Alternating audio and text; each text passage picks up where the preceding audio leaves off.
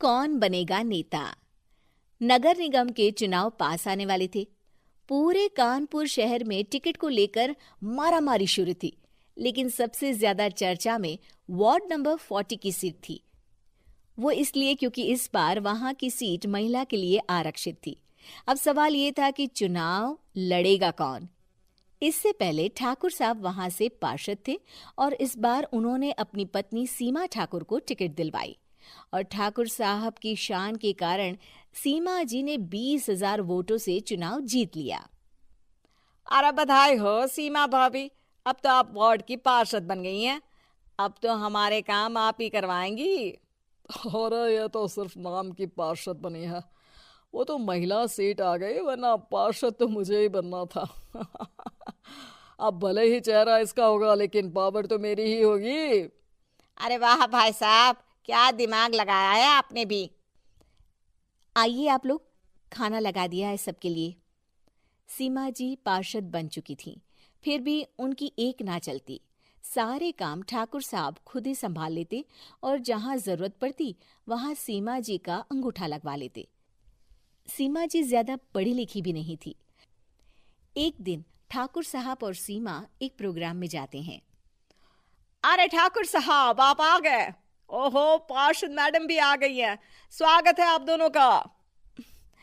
लगता है हमारे पार्षद फंड का सही इस्तेमाल हो रहा है। चलिए अब उद्घाटन करते हैं। ये लीजिए ठाकुर साहब कैची, आप ही सबसे पहले प्रवेश कीजिए। सब लोग आगे निकल जाते हैं और सीमा जी पार्षद होने के बावजूद भी पीछे खड़ी रह जाती हैं। वो देखती हैं कि वेलकम बोर्ड पर उनका नाम है, लेकिन महिला होने के कारण कोई उनका सम्मान नहीं कर रहा। अगले दिन एक आदमी उनके घर आता है। अरे ठाकुर साहब नमस्कार। कल ना हम नोटिस किए कि हमारा घर तो अवैध है और नगर निगम वाले उसे तोड़ने आ रहे हैं। अरे कुछ कीजिए ना ठाकुर साहब। देखो भाई, मैं तो ज्यादा कुछ कर नहीं सकता, पर अगर तुम सबकी जेब गर्म कर दो तो कुछ हो सकता है। कुल मिलाकर 4 लाख लगेंगे। अरे 4 लाख ठाकुर साहब? अरे भाई, मैं अपने लिए नहीं मांग रहा हूँ। दरोगा है, इंजीनियर बाबू है, बड़े साहब है, सबको देना पड़ता है ना थोड़ा थोड़ा। बोलो है मंजूर? तभी वहां अचानक सीमा जी आ जाती हैं। अरे ये आप क्या कर रहे हैं? पहले इन्हीं लोगों से तो आपने वोट मांगे, अब इनसे ही पैसे ले रहे हो। अरे चुप रहो तुम, तुम्हारा काम है सिर्फ अंगूठा लगाना, तुम वही किया करो। मुझे दूसरे काम तुम मत सिखाओ, समझी? और तुम ना जाओ, अब पैसे लेकर आओ, वरना जेसीबी किसी भी वक्त आती होगी। सब कुछ ऐसे ही चलते रहता है। एक दिन सीमा जी और ठाकुर साहब को एक लोकल मीटिंग में बुलाया जाता है। वहां पर कई और अधिकारी लोग भी मौजूद रहते हैं। अब मैं चाहूंगा कि ठाकुर साहब हमारे बीच 2 शब्द कहें। मेरे प्यारे भाइयों और बहनों, आज मेरा सौभाग्य है कि मैं आप सबकी सेवा दिन रात कर पा रहा हूं। आपने मेरी पत्नी को भारी मतों से जिताया है, इसलिए मैं आप सभी का शुक्रगुजार हूं। मैं आप सबसे वादा करता हूं कि हमेशा की तरह हमारे वार्ड में किसी को कोई तकलीफ नहीं आने दूंगा।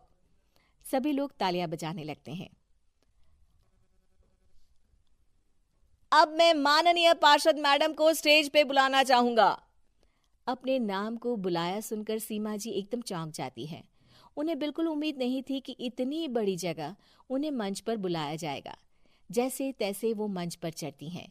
ऊपर जाते ही सीमा जी को सारी पुरानी बातें याद आ जाती हैं कि किस तरह उनके पति उन्हें कभी भी आगे बढ़ने नहीं देते और उनके नाम से गलत काम करते हैं। वो बोलने लगती हैं। मैं आपके वार्ड की पार्षद सीमा हूं। आप में से बहुत कम लोग ही मुझे जानते होंगे, क्योंकि इससे पहले मुझे कभी ऐसा मौका ही नहीं मिला।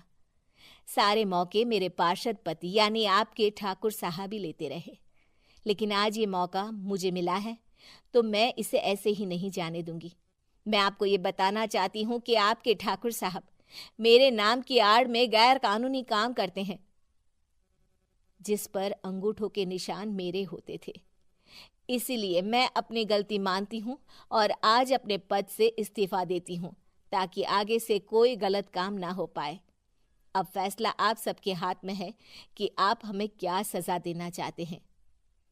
सीमा जी की बातें सुनकर ठाकुर साहब के चेहरे का रंग उड़ जाता है और वो शर्म से मुंह नीचा करके वहां से चले जाते हैं और पद से इस्तीफा देकर ही सही सीमा जी अपने आप में आत्मविश्वास महसूस करती हैं।